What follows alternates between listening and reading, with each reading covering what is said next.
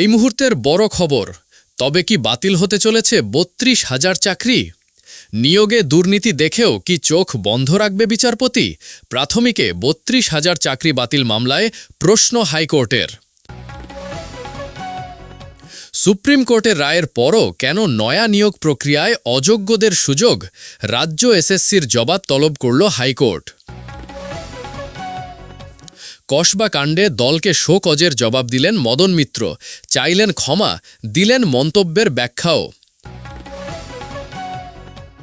জুলাইয়ের প্রথম সপ্তাহ জুড়ে ভারী বৃষ্টির পূর্বাভাস, বইবে ঝোড়ো হাওয়া। কোন কোন জেলায় বৃষ্টিপাত জানিয়ে দিল আলিপুর আবহাওয়া দপ্তর। দুর্নীতি ধরা পড়লে বা চাকরি বিক্রিতে প্রশাসনের কর্তা ব্যক্তিরা জড়িত আছেন তা দেখলেও কি একজন বিচারপতি চুপ করে থাকবেন? প্রাথমিকে ৩২,০০০ চাকরি বাতিল মামলায় এবার এমনই প্রশ্ন তুললেন কলকাতা হাইকোর্টের বিচারপতি তপব্রত চক্রবর্তী। তার পর্যবেক্ষণ, সবাই চুপচাপ থেকে গেছে, দুর্নীতি হয়েছে অথচ হস্তক্ষেপ করতে বারণ করা হচ্ছে। মঙ্গলবার এই মামলার শুনানিতে চাকরি হারানো ৭০৫ জনের পক্ষে সওয়াল করেন সিনিয়র আইনজীবী অনিন্দ মিত্র।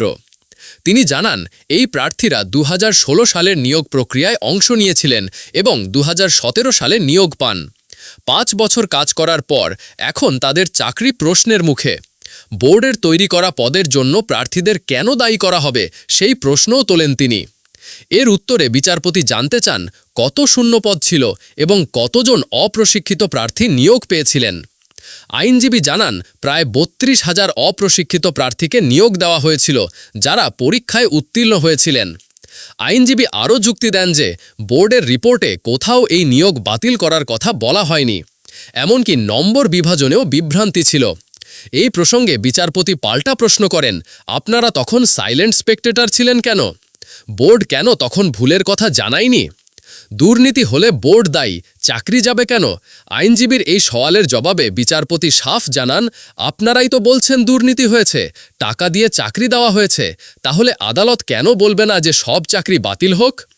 যদিও আইনজীবীর আর্জি একটি স্বাধীন সংস্থা গড়ে পুরো বিষয়টি খতিয়ে দেখা হোক। এই মামলার পরবর্তী শুনানি আগামী বৃহস্পতিবার। প্রায় ২৬,০০০ চাকরি বাতিল হওয়ার পর সুপ্রিম কোর্টের নির্দেশ মেনে ইতিমধ্যেই নতুন নিয়োগ প্রক্রিয়ার বিজ্ঞপ্তি প্রকাশ করেছে স্কুল সার্ভিস কমিশন। সেখানে নির্দিষ্ট করে চিহ্নিত অযোগ্যদের কেন নতুন নিয়োগ প্রক্রিয়ায় অংশ নিতে স্পষ্ট বারণ করা হয়নি, এবার সেই প্রশ্নই তুলল কলকাতা হাইকোর্ট। এই প্রশ্ন তুলে রাজ্য ও স্কুল সার্ভিস কমিশনের কাছে জবাব তলব করেছেন বিচারপতি সৌগত ভট্টাচার্য। আগামী সোমবারের মধ্যে তাদের জবাব দেওয়ার নির্দেশ দেওয়া হয়েছে। মঙ্গলবার এই মামলার শুনানিতে বিচারপতি সৌগত ভট্টাচার্য বলেন, সুপ্রিম কোর্টের নির্দেশের পরেও কেন অযোগ্যদের নতুন নিয়োগ প্রক্রিয়ায় অংশ নেওয়ার অনুমতি দেওয়া হলো? আপনাদের ৩০শে মের বিজ্ঞপ্তিতে কোথাও বলা নেই যে অযোগ্য চাকরি প্রার্থীরা আবেদন করতে পারবেন না। আমার পর্যবেক্ষণে এটা ওই বিজ্ঞপ্তির একটি বড় গলদ। মামলাকারীদের দাবি, সুপ্রিম কোর্টের নির্দেশ অনুযায়ী শুধুমাত্র যোগ্য চাকরিহারারাই নতুন করে পরীক্ষায় বসতে পারবেন, কিন্তু বিজ্ঞপ্তিতে দুর্নীতির সঙ্গে যুক্ত এবং যুক্ত নন এমন চাকরি প্রার্থীদের আলাদা করার কোনো কথা বলা হয়নি। যেহেতু এই বিজ্ঞপ্তির ভিত্তিতে আবেদনের শেষ দিন ১৪ই জুলাই, তাই মামলাটি জরুরি ভিত্তিতে শোনার আবেদন করা হয়েছিল। প্রসঙ্গত, চলতি বছরের এপ্রিলে সুপ্রিম কোর্ট ২০১৬ সালের এসএসসির গোটা প্যানেলটি বাতিল করে দেয়। এর ফলে প্রায় ২৬,০০০ শিক্ষক ও অশিক্ষক কর্মীর চাকরি যায়। শীর্ষ আদালতের নির্দেশেই এসএসসি নতুন নিয়োগ প্রক্রিয়া শুরু করে। নতুন নিয়মে শিক্ষকতার অভিজ্ঞতা এবং ক্লাস নেবার দক্ষতার ওপর জোর দেওয়া হয়েছে। যেমন, সংশ্লিষ্ট বিষয়ের পরীক্ষার নম্বর ৫৫ থেকে বাড়িয়ে ৬০ করা হয়েছে, আবার শিক্ষাগত যোগ্যতার নম্বর ৩৫ থেকে কমিয়ে ১০ করা হয়েছে। ইন্টারভিউয়ের ক্ষেত্রে সর্বোচ্চ নম্বর অপরিবর্তিত থাকছে। এই ক্ষেত্রে আগে ১০ নম্বর ছিল, নতুন নিয়োগ বিধিতেও তাই রাখা হয়েছে। শিক্ষকতার অভিজ্ঞতার ওপর দেওয়া হচ্ছে সর্বোচ্চ ১০ নম্বর। এছাড়া লেকচার ডেমনস্ট্রেশনের জন্য সর্বোচ্চ ১০ নম্বর রাখা হচ্ছে। কসবা কাণ্ডে মদন মিত্রের মন্তব্য ঘিরে বিতর্কের জেরে তৃণমূল কংগ্রেসের দেওয়া শোকজ নোটিশের জবাব দিলেন কামারহাটির বিধায়ক।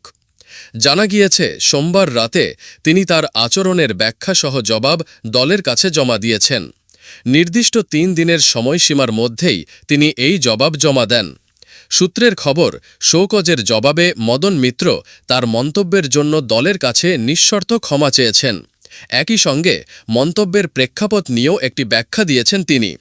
তার এই জবাব খতিয়ে দেখার পরেই দল পরবর্তী পদক্ষেপের বিষয়ে সিদ্ধান্ত নেবে। প্রসঙ্গত, কসবার ল কলেজে এক ছাত্রীকে গণধর্ষণের অভিযোগে তৃণমূল ছাত্র পরিষদের সঙ্গে যুক্ত 2 বর্তমান ও এক প্রাক্তন ছাত্রকে গ্রেফতার করা হয়েছে।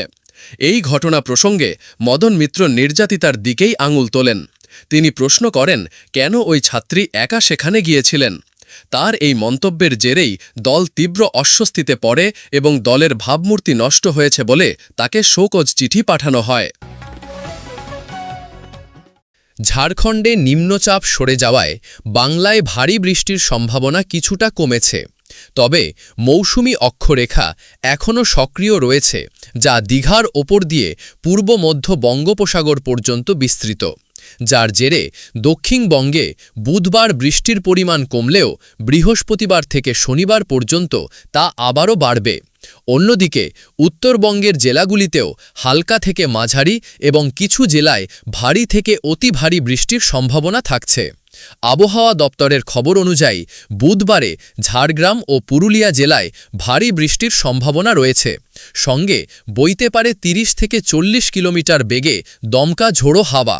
বৃহস্পতিবার বৃষ্টির পরিমাণ বাড়বে পশ্চিম বর্ধমান, বীরভূম, পুরুলিয়া এবং দক্ষিণ 24 পরগনা জেলায়।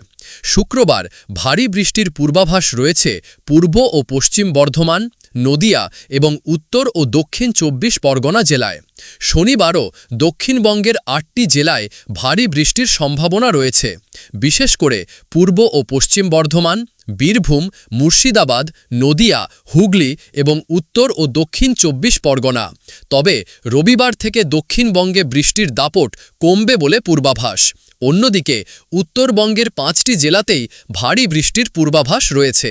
বাতাসে জলীয় বাষ্প বেশি থাকায় বাড়বে অস্বস্তি। আলিপুর আবহাওয়া দপ্তর জানিয়েছে, উত্তরে 4 জুলাই থেকে ভারী বৃষ্টি শুরু হতে পারে, তবে তার আগে পর্যন্ত হালকা থেকে মাঝারি বৃষ্টির সম্ভাবনা থাকছে।